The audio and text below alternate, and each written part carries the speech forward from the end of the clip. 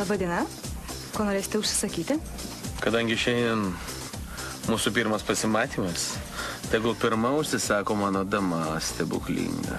Taip, klausau jūsų. Vienu žodžiu taip, aš norėčiau kokteilio, nekoloringo, kokio nors lengvo, tokio švelnaus, salotų, pavasarinių, lengvučių, be jokių ten majonezų, alyvogių nereikia ir dar deserto.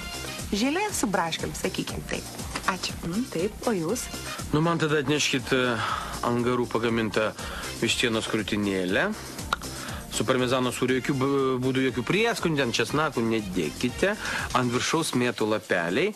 Ir ką nors atsigert, aš nežinau. Gal vyno? O vynas būtų labai gerai. 100.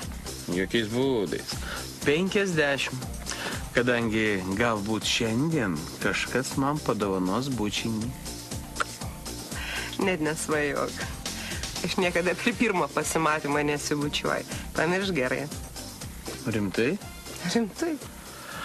Šitą užbraukit tą, ką aš užsakiau prieš tai.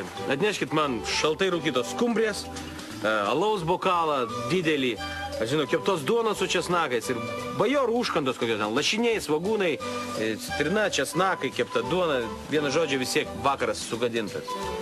Gerai,